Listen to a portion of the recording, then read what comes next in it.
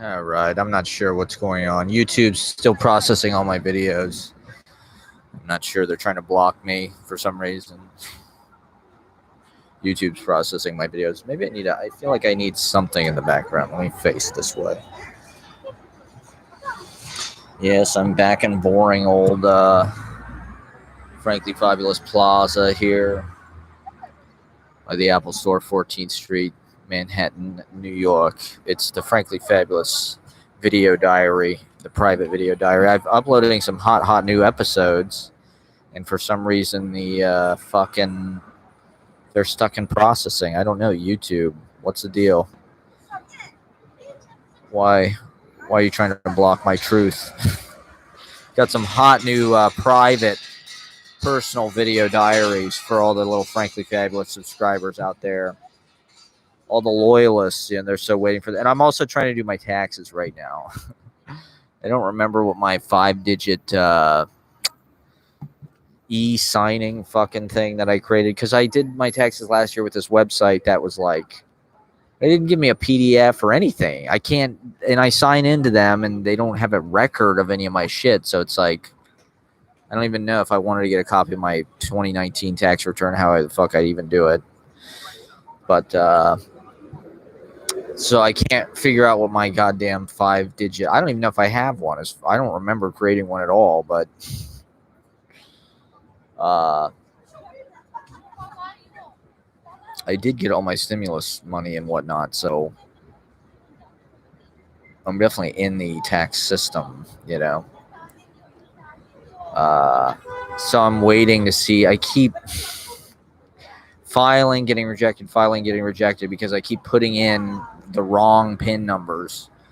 And it's kind of amazing. My Boost Mobile account blocked me out like that when I was trying to sign in. The IRS just lets you try as many times as you want. It's kind of unbelievable. Out here on this beautiful, because I don't have the internet at my house, I'm trying to get this, poor person internet, $15 a month. These discounts that these major companies offer are really not significant or even like helpful. Like, I looked up Spectrum to see what their like low income internet option was. It was like you can get a rebate of like $9.95 a month if you qualify. If you have to send them probably your fucking tax return and your proof of income and probably a bunch of different documents to even verify. It's like, it's not even worth it. $9.95, and then they're like, oh, you can get in-home Wi-Fi for just a low price of $5 a month. It's like they're charging you $5 a month for a goddamn router. Like, I'm not doing that. I mean, I hate coming down here. My fucking to do the, if I had the internet at home, I could live stream with my camera. So now I've been doing, I'm recording these fucking video diaries at home. And I've got this great new program. What is it? OBS that I want to try out. That's like for streaming, because I can use cameras. I can use different microphones. So I could really up my streaming game if I had the internet at my house. But unfortunately, I don't. So I'm keep coming down here to do this. And I haven't filed my taxes yet because I don't have the internet either. Because I got to run down here every time I want to, and I put my shit on an unsecure server. Let's see. Oh my God, they accepted it. I got it right. Holy shit. Yes. Unbelievable. 2 weeks later. Awesome. Wow. I can't believe I guessed it. I can and I can't. Like, okay, it makes sense. It makes sense now, but I literally, I chose a more convoluted PIN than I normally would have because I was trying to be more secure, let's say. It's like my fucking, I don't know about you, but my email passwords, anything, I don't remember what any of it is. I haven't signed into my Yahoo email in like 3 years because I just forgot the password. Like my Gmail accounts, every time I get a fucking, did I use an X? What kind of, because they're the programming nerds who make our world. they're like, oh, you need a password that, is super secure. You need like a capital, you need punctuation, you need a number, you need at least 8 characters. Like, good God. That was not necessarily what's wrong with like your favorite cartoon character and like your lucky number or whatever. Something simple. Anyway, we're in the password. Now it's fingerprint passwords and shit like that. The Google building right here. This is their fault. See, you can even see it. Can you see where it says Google? Kinda. Right. Right there is where it says Google. Oh God. So what do we need to talk about? I mean, I did my kind of political social commentary in the last episode. Now I'm kind of I had a date yesterday at Bleecker Park, my favorite park. I don't know. It was just here's the thing is you can never tell what the hell they're thinking, or not what they're thinking or they're feeling. The dates that I have that are successful versus the dates that I have that are like at the end of it, I get like kind of this like it's so systematic, it's crazy. Like literally, it's like this one arm hug. Well, it was so nice meeting you. I'm glad we got to talk. And like the girls are relatively nice about it, but it's like last night I thought we were really having a great time and hitting it off. Like we really she was really funny. She had played in bands. She was talking about how she played bass and guitar and like played at Baby's All Right and shit. She lived in New York for 14 years, and we're both kind of into experimental film. Like I showed her Ubu Web. She was really into that. And so we had a lot in common, and like she was really funny. She said a lot of things. I didn't even, have to do that much talking. She was doing, and I was just like, yeah, I agree with everything you're saying. Right on. Like, talking about music, our opinions about music or this or that. But, and I thought like, this is going well.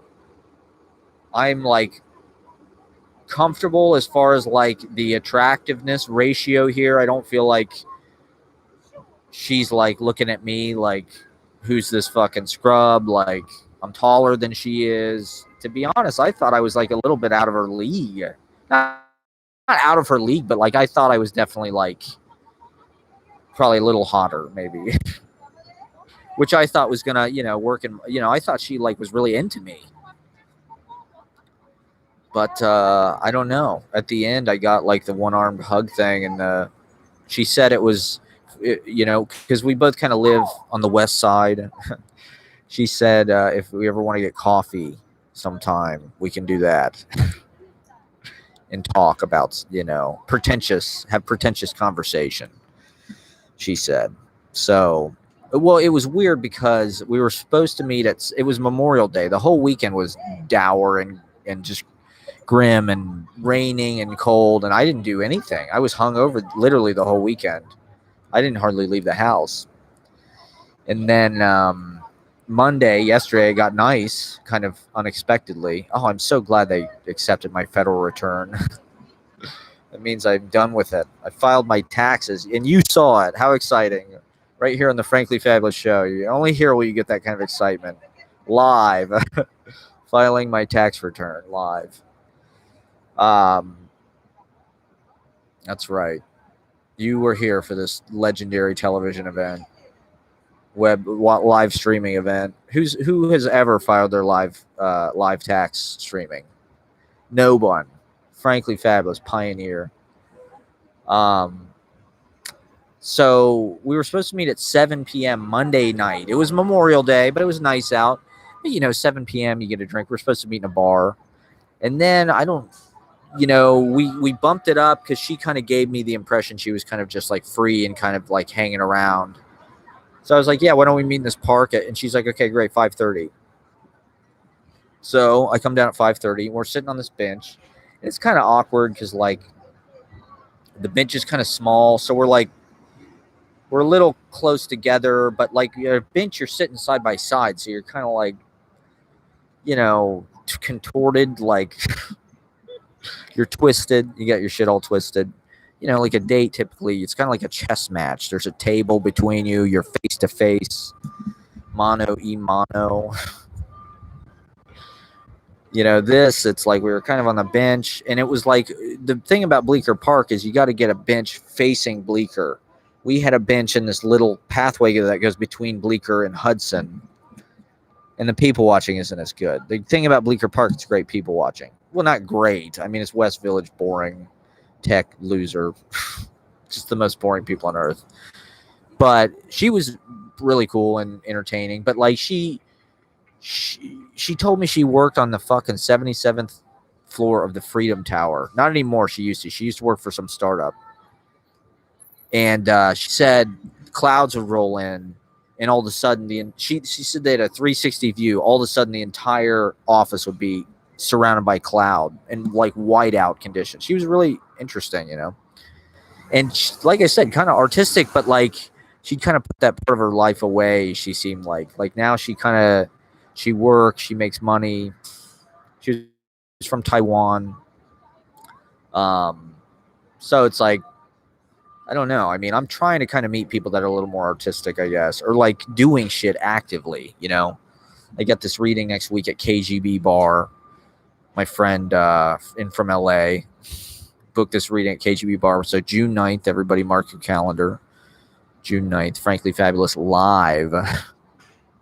My first in-person appearance, the Frankly Fabulous Cabaret Show live, June 9th, KGB Bar. And I think I'm going to get to do like a long reading. It might be my first like real long reading ever, because there's only going to be 3 or 4 poets on the bill. So I'll probably do like 20 minutes or something. So you be there. It's going to be exciting. It's going to be big. I'm going to read from my personal diaries, my downtown diaries. Anonymous diaries of a New York youth. So we bumped it up to 5:30, and we're sitting there for a while talking. I thought it was nice. You know, it was nice. We're hitting it off. I felt good. I mean, I smoked 2 joints beforehand, so like I was outrageously high. Maybe she resented that. I'm sure my eyes just looked like shit. I'm sure I looked like, you know, my eyes get all gray and kind of like, it's kind of an inhuman, demonic, disconnected look, actually, like in my pupils. I look like I'm like lobotomized or something when I'm super blazed. That's why, you know, maybe I should have wore the Frankly Fabulous sunglasses, but I dressed up kind of. I wore my red pants and like a sweater and like my Flower Thief shirt. So I looked, and my boots and shit. I wore like my Spanish Cuban heels, my rock and roll shoes. And I don't know, I way overdressed. It was hotter than I expected because the whole weekend was like this clammy, wet, rainy. And then yesterday was fucking like hot. So I'm walking around in this sweater and these boots. I feel ridiculous. I'm sweating. I never wear sweaters. I kind of don't really like sweaters, to be honest. There's no freedom. I got to have, you know, with a flannel, you can unbutton it. You can roll up the sleeve. You can unbutton the sleeve, roll up the sleeve. Sweater, it's like you're trapped in there. There's no chest. You know, your chest is. And they're just hot. I mean, rolling up the sleeves on a sweater with the flannel, you actually roll it, you know, because you got the button, so you can kind of roll it in folds. A fucking sweater, you like push it up. It's like it's just not as, it bunches up. It's weird. I don't feel comfortable with that. It's constrictive. It's tight. It's you know, it's like one of those elastic band kind of cuffs. So you're, you know, it's kind of chafy. So that's what I was wearing. I was feeling chafy yesterday. And then we got up, we walked to the river. It was nice, you know, the sun was out. But she kind of abruptly cut it off. She was like, oh, yeah, my friends are going to have dinner or something. I'm going to go meet them. It's like, what the fuck? Our original plans for 7 p.m. Somehow, so we were hanging out like 5:30 to like 7:30. So, you know, the sun was still out when our fucking date was over. It's like, okay. I got the hug. she was walking someplace in the West Village. I got the vibe she was like kind of ready for me to like. That's what I don't get about this. It's like we had a lot in common. Like that, we should start a band. Like she's kind of cool and like she plays music, but she doesn't. It's like, what the fuck? She was smart, funny. She's like into stand up comedy, of course. She could have done stand up comedy. I mean, she's an interesting talker, but I don't know. Like I said, with these dates, it's just so systematic. I thought things were going well, and all of a sudden, boom! At the end, it was just like, okay, see you later. Nice meeting you. Never, like this went nowhere. This was pointless. You're not attractive at all. You're friend zoned. It's like, that's kind of typical for me on Tinder dates, actually. I'd say a lot of the Tinder dates I go on, that's what happens. Just like, I don't know. There's no spark. I felt like with that girl, I felt a lot in common. I felt like there were moments of like, eros. So it's just weird. I don't know where, what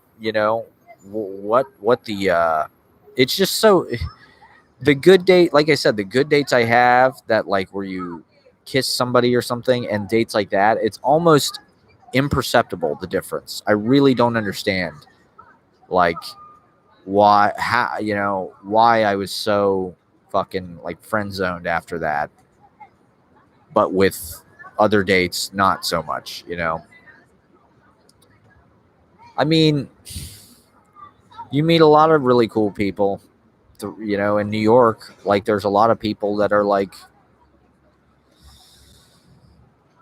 hot and interesting and have cool lives and dress cool and are creative and even successful.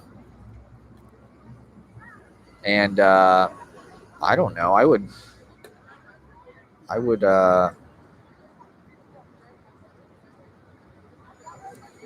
hook up with a lot of people. I just don't. But I mean,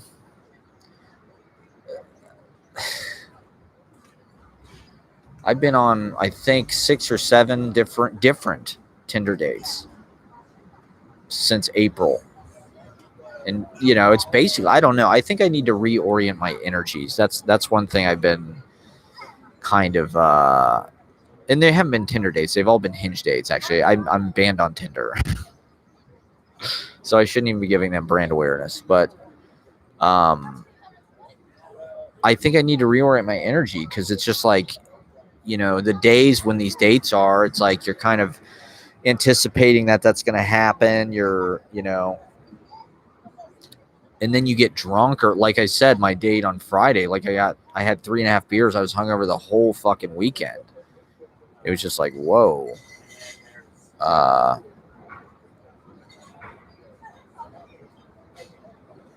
That's a big investment, the day of, the next day, the money you spend.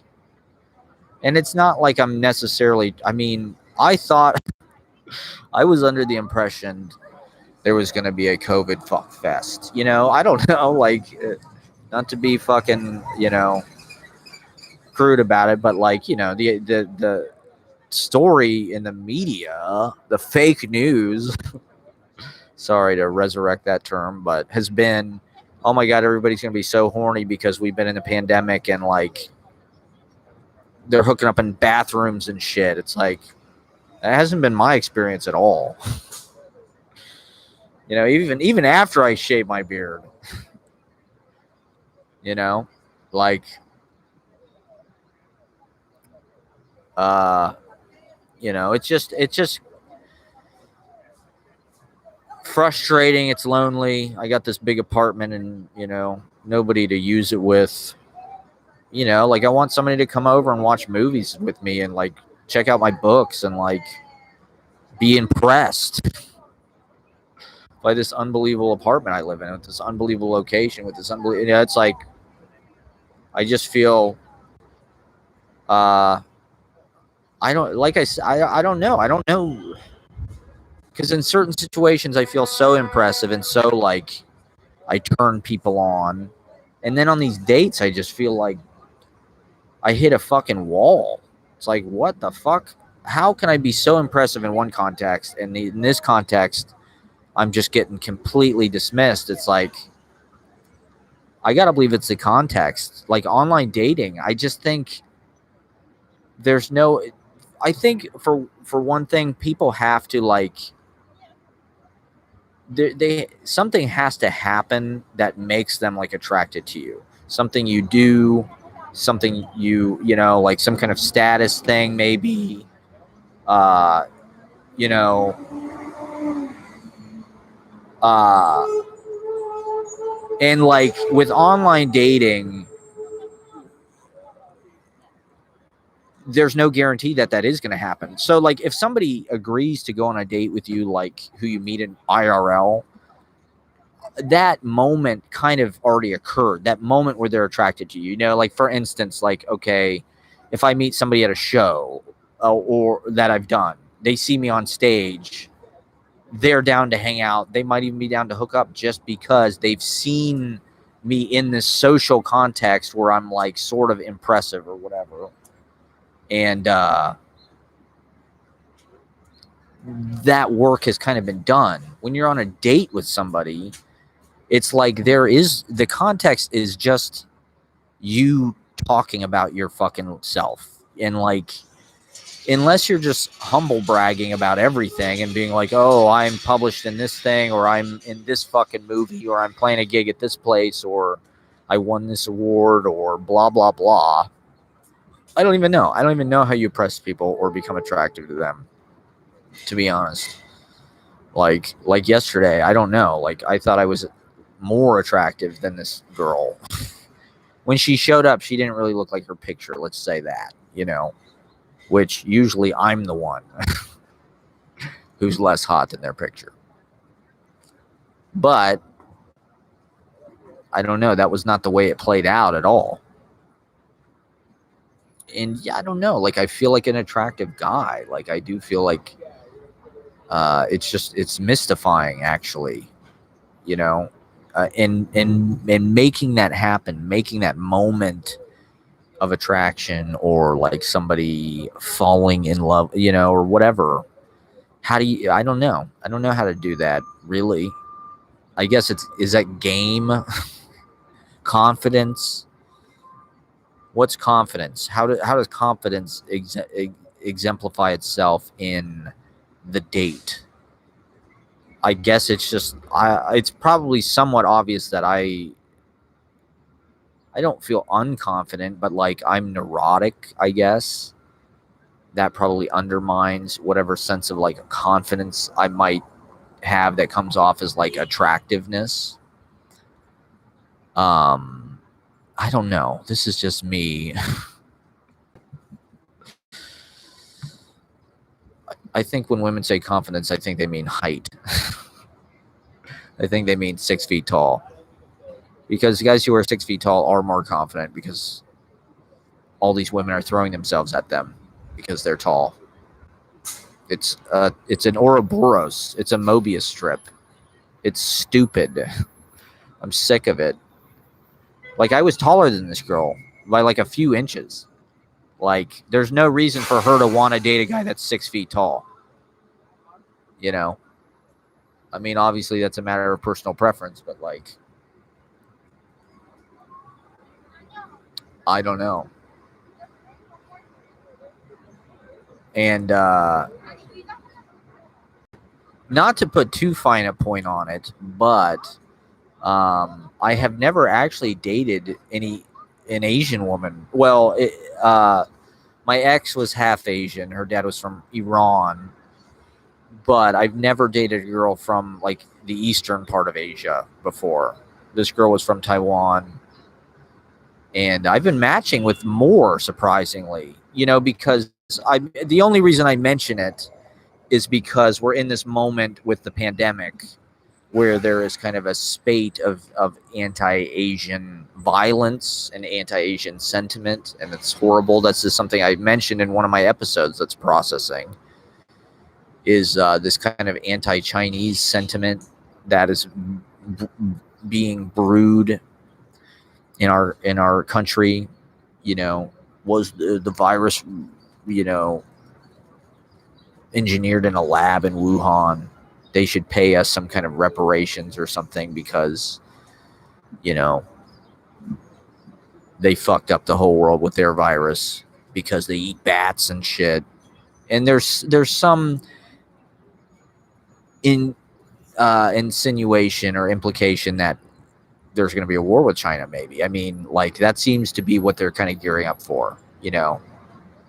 Like,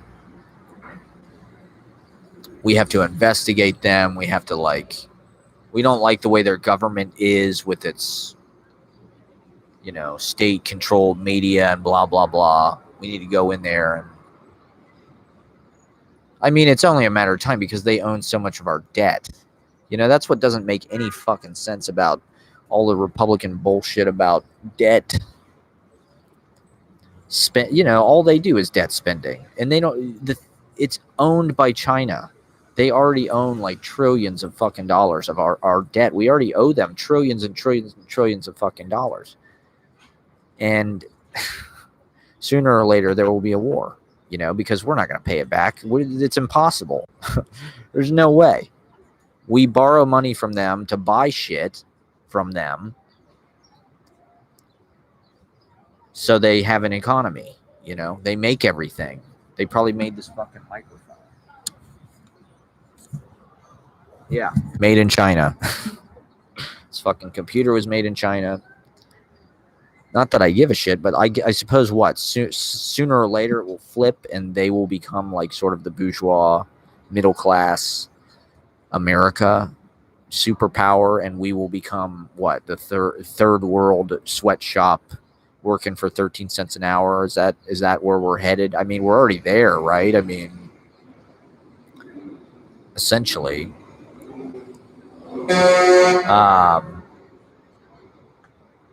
But I don't know. That's not really by my choice. It's just to be honest, like Asian women have never been interested in me. That's the reason why I bring it up, because it's more about my entire show is just basically dissecting why women don't like me and sort of blaming them for their natural. Why are they attracted to such stupid guys and stupid things? That's what my whole show is about. I just don't get it.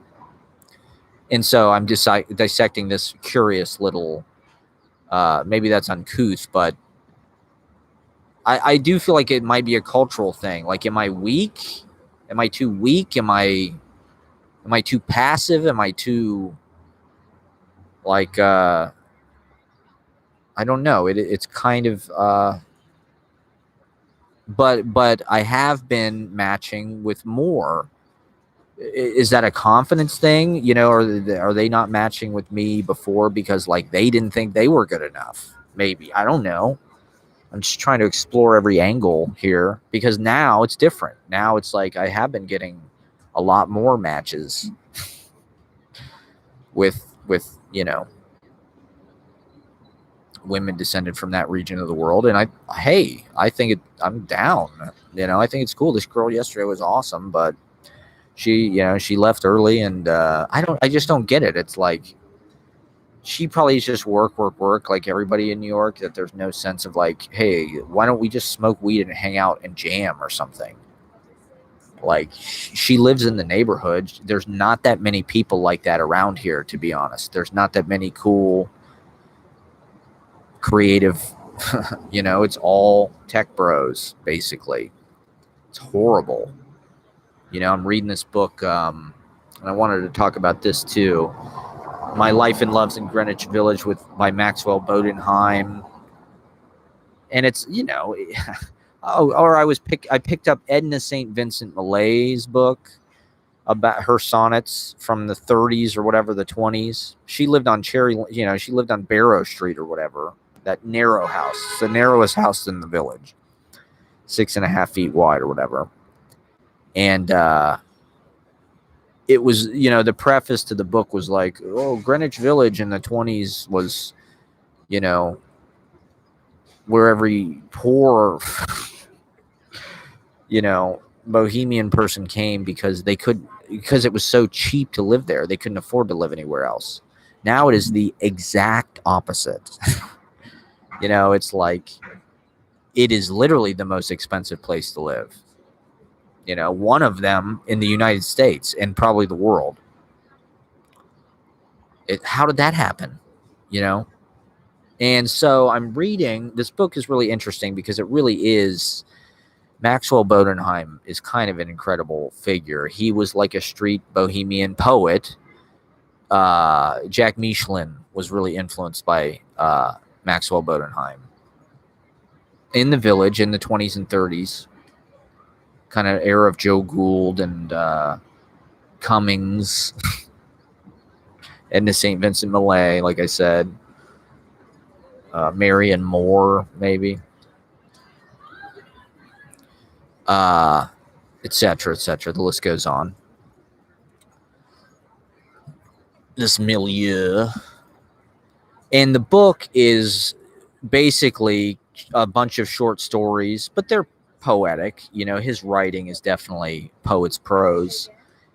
It's kind of hard to read, but it's a portrait of the neighborhood, and the sense that he gives you of what the village is and what the psychogeographical meaning of it, the philosophical meaning of it, to be a villager in this pauper's kind of paradise, this beautiful neighborhood. I mean, these apartments are gorgeous. They're cheap. It's hard to believe. And all these artists. And so part of what makes the book kind of difficult, well, it's interesting because on the one hand, it's very much, these things that we think are new or are very much like of the moment in our political kind of contemporary second that we're in, are in this book, and they're almost like timeless. So like there's a lot of gender stuff, for instance. He has a whole story that's about, a lot of it, to be honest, a lot of the book is about men who want to be women with women brain, but they're lesbians, but they're and just kind of like they switch genders. In the morning they're this gender, and and like homosexuality, lesbians, gays, a lot of that is in the is in it, and those are the characters. Queer. There's a fucking chapter called Gallery of Queer Nudes, which I posted an Instagram moment of, because it's like that could have been today. Queer nudes. It's like you could have a book called Queer Nudes. It would sell 10,000 copies probably right now, or it'd be kind of arty. This was in the 30s, in Greenwich Village. And but the thing is, he writes about it in such a like kind of judgmental way. I mean, he it's interesting because he uses theory. He talks about Nietzsche and Bergson and Freud, and he's talking about why the different people believe and live the way they do. And so he's judgmental about like homosexuality, for instance. He thinks homosexuals are like egotistical, who are his ideal is sort of like this romantic love between man and woman, and that makes you kind of a human, like that kind of turns you on. And so like homosexuals are sort of dissociated ego narcissists. They can only love themselves, and they're sadists. There's a lot of like kink in the book. There's a lot of like people getting like whipped and fucking weird not weird, but spanked. And so like this moment in our culture is very much about like accepting kink and normalizing it to some degree. Whereas in this book, it's, even though he's writing about it and he's sort of a villager amongst this society, he's very judgmental of it. He thinks these people are sadists and there's something wrong with them. There's some kind of like Freudian dilemma where, he does that a few times where there's and a lot of it's just not plausible. There's certain things that characters do that you're like, that's not really, that's like a short story writer's kind of fanciful. And he's a poet, so he has license to do that. But There's instances where the characters, I'm trying to think of an example where their fetish or whatever is a result of some kind of there's this woman who thinks she has a glass bottom or whatever, and if she sits down it'll break, so she eats in this restaurant. They have like this special standing up kind of table thing for her to eat so she doesn't have to sit down, but she only has this pathology Tuesdays and Fridays, and the other days she's fine, and it's a result of, I forget what it was, something that happened to her in her fucking childhood or something, where like she was a stenographer for some judge that like put people to death or something. So she has like this Freudian association with like sitting, like guilt, you know. There was another character who was like a judge who put somebody to death like wrongfully. Somebody else can confess. So he had some kind of like thing where he needed to be fucking whipped or something. You know, he needed to be punished for it. And it's like, I don't know. I mean, that's not really the lens that we view these kind of kinks and things through now, at least not that I'm aware of. And he's diagnosing it like something you can be cured of or whatever. And it's like, I don't know. It's very like old fashioned and kind of, well, I don't know, because he talks about puritanical society, the puritanical writers, Melville, Emerson, Hawthorne, and Poe sort of came out of Puritan American. And so he's aware of all these different things, and he is just like a village. You know, it's like the thing about our society now is you feel like you can't really exist in those two ways. Like if you held these opinions that were homophobic, definitely, you would be exiled, you'd be canceled, you'd be excommunicated from that culture, from you know, the aesthetic, poet, art, whatever community, the gay community. Like you can't really exist with, whereas, you know, in that era and up until maybe somewhat recently, like, I don't know, like that stuff wasn't necessarily at the forefront. You weren't necessarily leading with like, well, what is your like moral philosophy and your ethic and your judgment. It before we're going to be friends or get along, you know. It's like we need this to be a safe space, and we need like-minded kind of like with the same politics. The sense that you get from this book is the village was a much more just kind of rough and tumble place. I mean, god damn, the amount of murder and stuff in this book. Like, he's always talking about like young women coming to the village and getting raped and beaten and just crazy, you know, like they become prostitutes and killed, strangled, and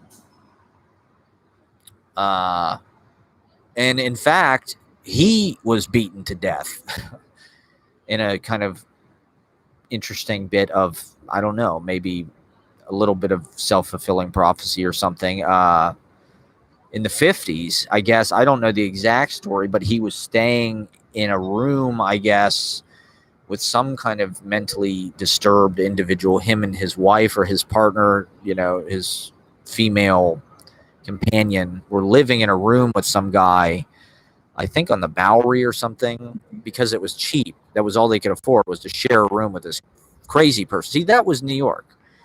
You know, like, this is not how it is really anymore. It's not that cutty.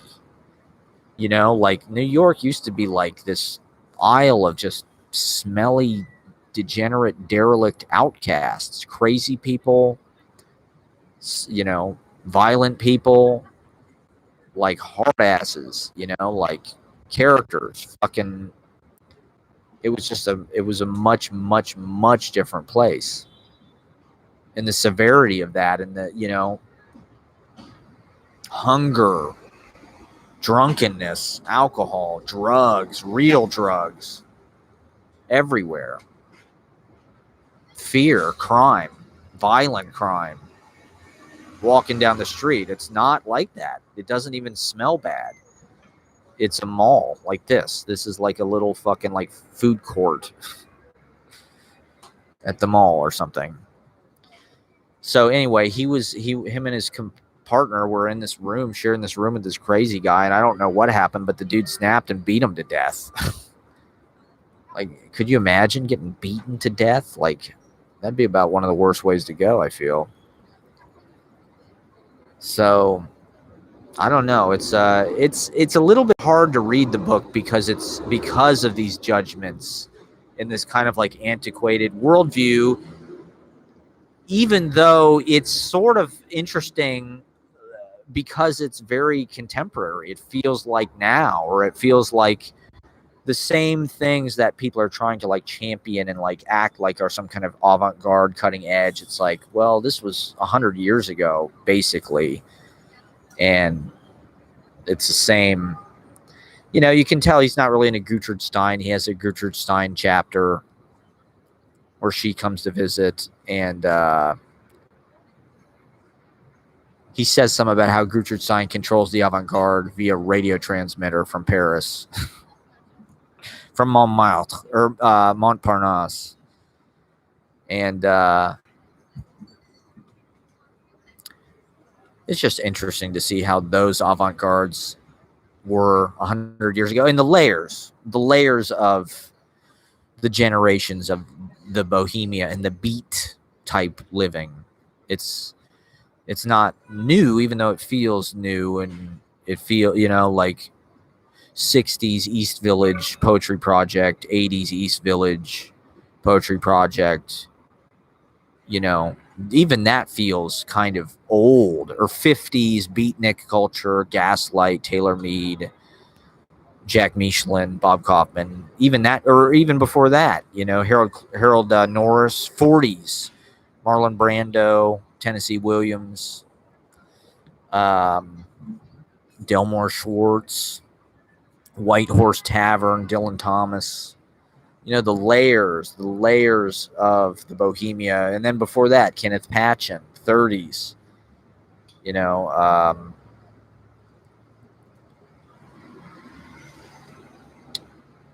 who else lived in the village famously? I mean, Duncan was here at a certain point. I think Rex Roth was here for a second. Hart Crane, of course, 20s. You know, Wallace Stevens lived over here. I mean, he wasn't really a bohemian, but Joe Gould is another figure that I'm kind of feels more and more, you know, the way that he's portrayed is like his epic oral history of our times was just some kind of like thing that didn't really exist, or some kind of like throwaway, like just lost cause. Like he just like wrote it on little fucking toilet paper or whatever. It's like, no, he was in the village for 50 years, to the point that, you know, at that time, I mean, it's hard to conceive of it now because that world is gone. But at that time, he seemed like he was just an immortal fixture. Like he would always be here and always be there and always was there. Joe Gould was in the village from what, the early 1900s to 1960 or something, telling his stories, recounting in person, in bars, in cafeterias or cafes, or on the sidewalks, recounting his oral history of our times. You know, it's a shame they didn't have live streaming then. You know, Joe Gould could have been a YouTuber. Joe Gould could have had a podcast. It's the same shit. It's just like now you can capture it. And I think more and more people are waking up to like, we need to capture it.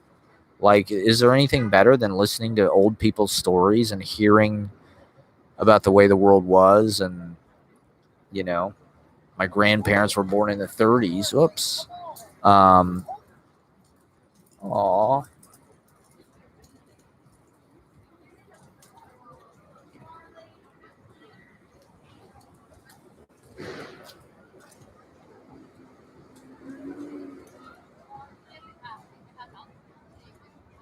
have to when we got our dog back. You know, we should record their memories and their stories and the way the world was, you know. And so reading this book, you know, reaching back, and I mean, even that wasn't that long ago. I mean, 1910s, that was over 100 years ago. And it seems like there's been, you know, 10 fucking cycles of different world, you know, different bohemias, different artistic scenes since then, different generations. You know, the world just changes so much. It ages so definitively through these eras. How much sameness is there? You know, do our lives remain mostly the same? Is it just kind of the surface, superficial aspects that appear to change? The clothes, the cars, the buildings, the materials, the technologies? Or is it, are these changes, you know, deeper than that? Are they soul? Is the soul of a man or a human different now than it was 150 years ago? Or, you know, is Maxwell Boldenheim's soul different than Jack Michelin's soul is different than my soul? You're watching the Frankly Fabulous Experience, the private downtown diaries, the private video diary. Frankly Fabulous.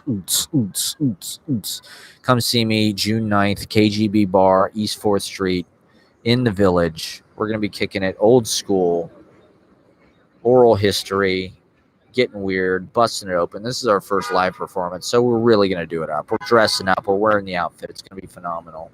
We're going to do something big. You're going to not want to miss this. June 9th, a week from tomorrow. Just 8 days. It's the beginning of something great, everybody. The Frankly Fabulous Show. So, yeah, I've been just, I don't know. This book has been kind of a spirit tome. Kind of a guiding light. I feel like I'm related to this guy, this Maxwell Bodenheim, in a way. I feel like I might actually be like, there's this picture of him on the back of the book that is so haunting. He's looking right in the camera, and he's just an intense. I mean, the fact that he was able to develop in that way, in that life, you know, as a bohemian for little money in the cafes of the West Village with other artists, with other talkers, with other eccentrics, you know.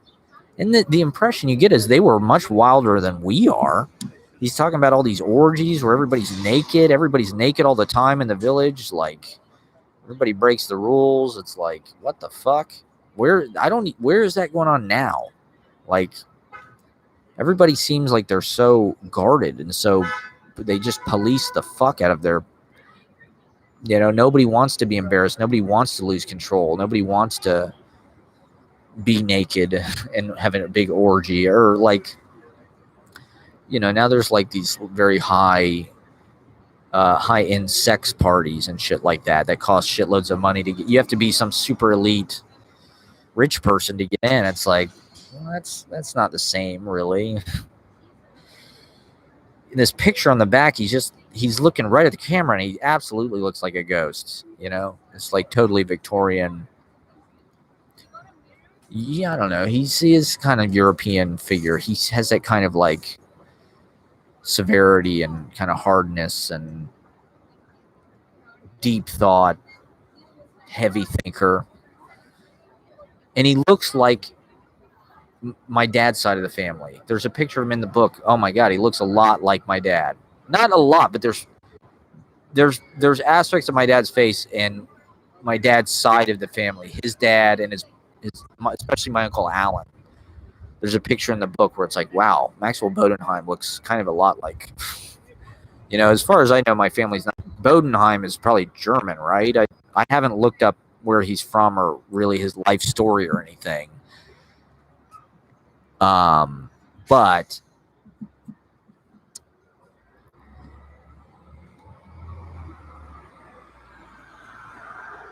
maybe back, I don't know. I definitely feel, in fact, there was a phrase in the book that I had used that I'm like, holy shit, what was it?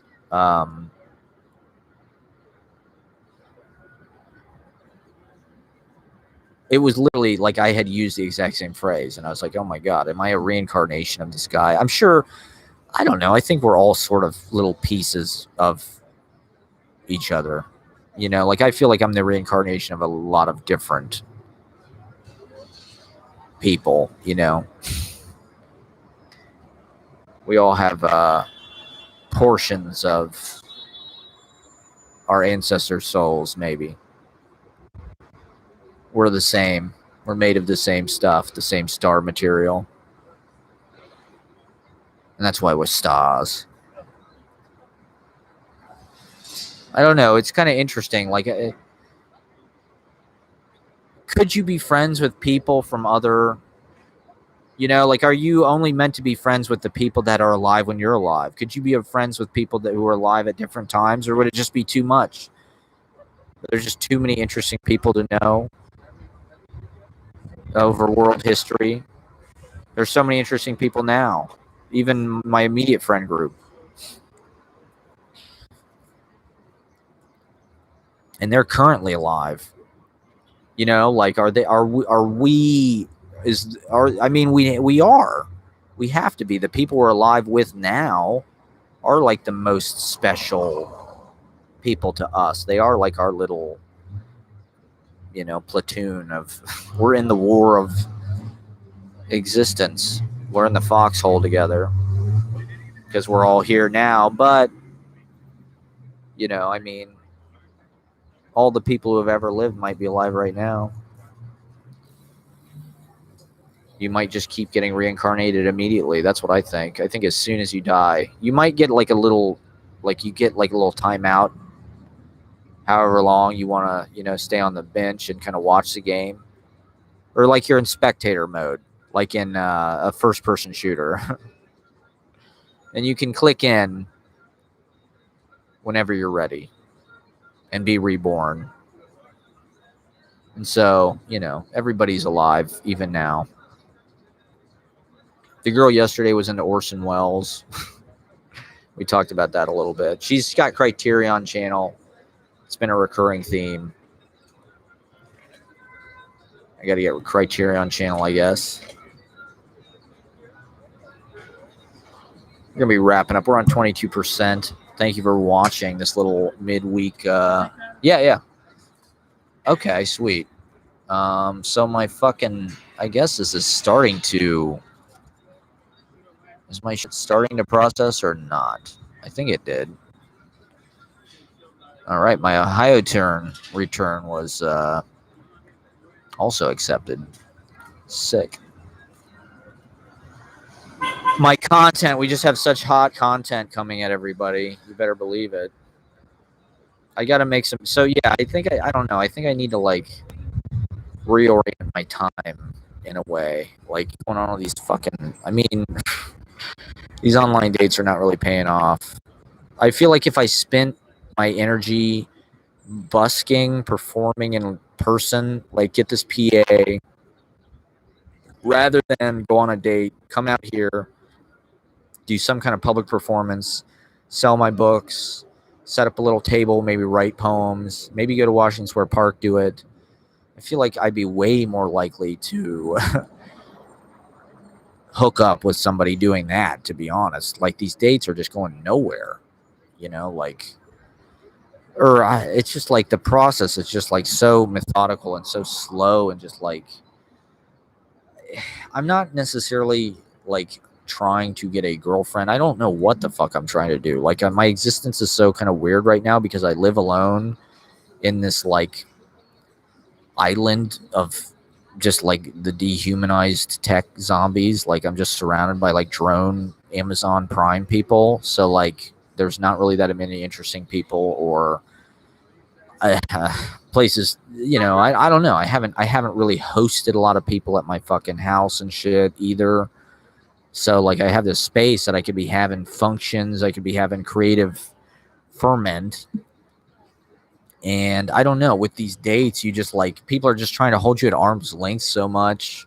And they all just have like, they're, even though we just got out of a pandemic, their lives are just like so busy and they're just like go, go, go. And it's like, I can't relate to that really. Like, I don't know. I need to meet somebody that like wants to hang and like get creative, smoke weed, jam, make some videos. Like, I'm hoping that I can turn some of these like acquaintances into like creative collaborators, maybe.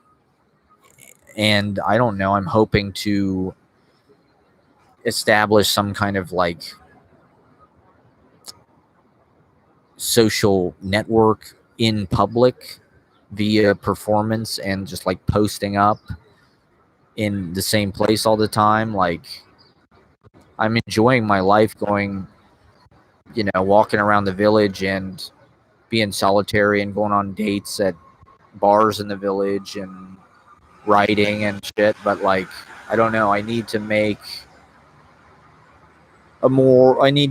more professional level videos type shit. Maybe, I mean, with the live streaming, I'm just trying to keep up with my personal diaries and just the events of what's going on, because things have started to happen that are interesting. And once again, it's like a substitute for writing. But I don't know. I need to make and like produce better vlogs, I think. And so God, there's just stupid little things holding me back, like not having the iPhone. Maybe I'll go in the Apple store after this and check out their iPhones, and just not having the PA. Or, I mean, I've got a bunch of video jobs coming up. I've got this reading, so that's going to like command a certain amount of time and energy. So I don't know. I'm trying to be more productive, believe it or not. Or, I don't know. It is getting frustrating, just like being alone and not. I mean, I hate to say it, but like, I need to have sex. Like, it's been 4 fucking years. Like, I need to have sex. Like, a lot. Like, now. I mean, we're guys. We're horny. What can I say? We're horny and spiraling. What is spiraling, do you think? I mean, like, are people really feeling this a lot? Like, I feel like the spiral is the kind of shape of our day and age. Like these towers, you can't see it now, but the fucking tower in Hudson Yards, it's, or even the Freedom Tower is like kind of a spiral. The spiral being, I don't know, like almost some kind of cartoonish or like anime, maybe not anime, but like Dragon Ball Z. Like, I don't know, I'm just picturing some kind of animated figure like spiraling to their doom.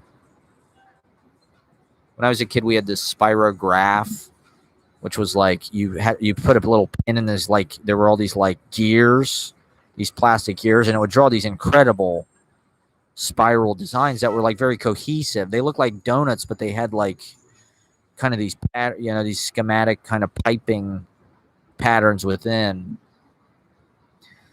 Those were like orderly spirals. They weren't, when you're horny and spiraling, or when you're like spiraling on Twitter or whatever, it implies like this dizzying kind of like fall. You're out of control. You're in hyperspace, and just like you've ejected.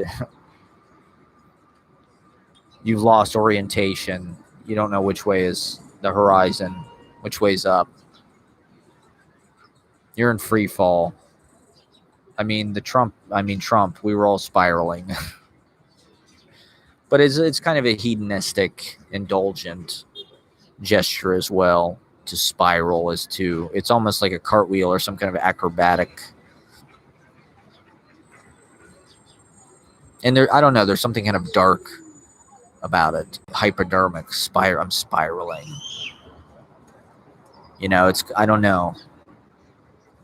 The glamour of emergency, or like the neon lights of black light of a rave, a street rave. I'm spiraling. You know, like I feel like I should just film all my dates. Like this date yesterday, I should have filmed it. You know, she probably would have been way more into me. And I haven't really been taking my camera anywhere. Just been trying to look and write and absorb. Well, I've mostly been just trying to live and trying to be in person after a year of being mediated, after a year of being Zoomed and streamed and, you know, periscoped, Facebook Lived. Now it's about, and even writing and things. I mean, it's like we've been liberated of our quarantine. We've been demasked. So it feels like, I mean, I thought people were going to be hot to trot, but I've been enjoying the huge, vast amount of space and alone time that I have here in this totally expensive square footage. Lonely. I don't know. Could I be more industrious? Do I need to make my own projects? It sort of feels like only now are we kind of safe to do that.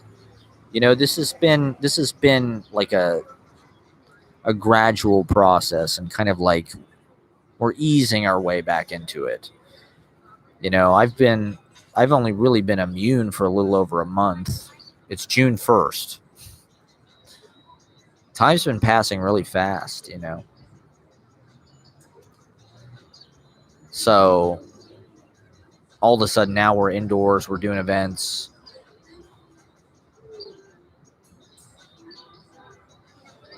I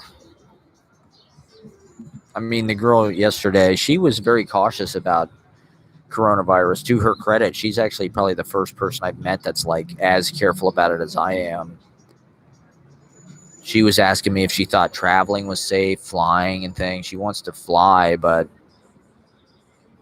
she's not sure if it's safe. It's like, yeah, that's smart attitude. Everybody else is just jumping back in with both feet. I don't know. The people that I thought I might connect with coming back, they haven't reached out to me. I'm kind of disappointed, to be honest. When I came back, I thought all my friends would be excited that I'm here. They'd message me. They'd want to hang. And I don't know. That hasn't really been the case. Maybe I'm just getting further and further into my own sadistic navel gazing.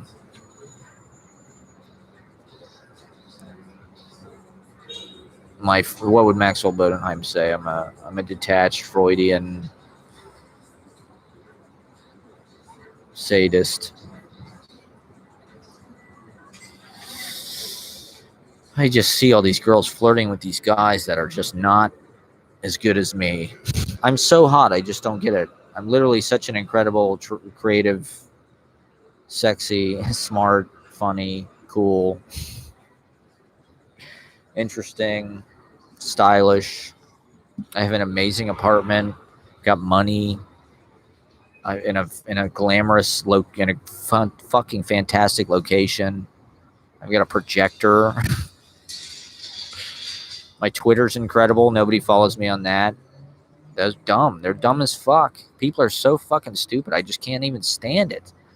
I just can't take it anymore, man. I can't take not getting response, not getting success anymore.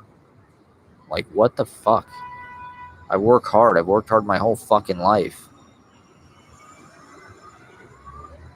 So sick of it.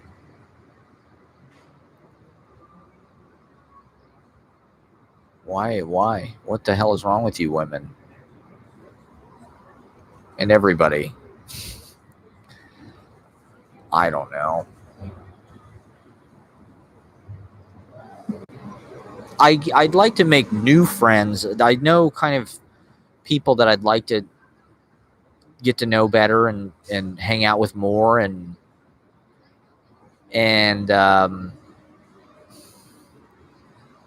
once again, we're just in this moment where it's like this social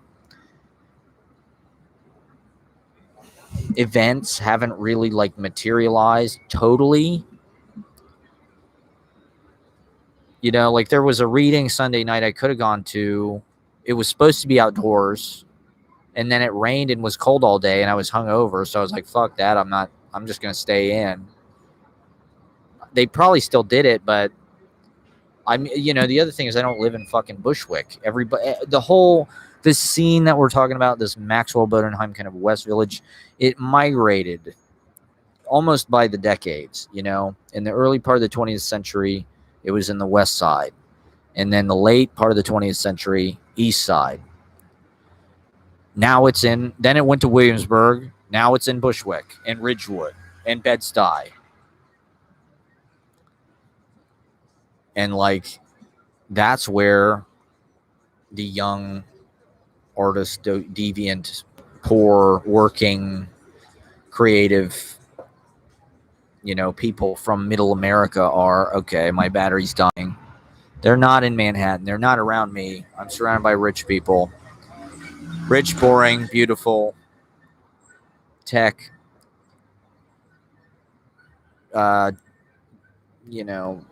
agro. They're all huge. The dudes are all like lacrosse. They all look like lacrosse players or basketball. They're big, chiseled fucking alpha fuck faces. And here I am, my little neurotic Woody Allen.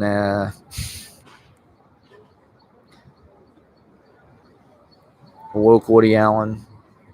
Woody Allen for 21st. I don't know. My oral history of our times goes on. We're collecting it for posterity. I'll be a Joe Gould for the 21st century. Not Woody Allen, Joe Gould. I'm Joe Gould for the 21st century. That's why I had my beard, honestly. Because I thought if I'm going to be like a village kind of bohemian hobo, Homeric oral poet, Whitman-esque, I need a huge beard. And now here I am, and I'm just a young upstart crow. Frankly fabulous. June 9th, KGB Bar. Be there or be square. It's going to be the hottest show in town. You can buy your tickets now. Well, I'm going to do a talk show. I'm going to have a guest on soon, okay? I'm going to actually up some production value. I'm going to get internet at my house. We're gonna do it right. But keep watching these episodes. We got new episodes uploading now. WFLF signing off. Good afternoon, everybody. Happy Tuesday. Happy Easter.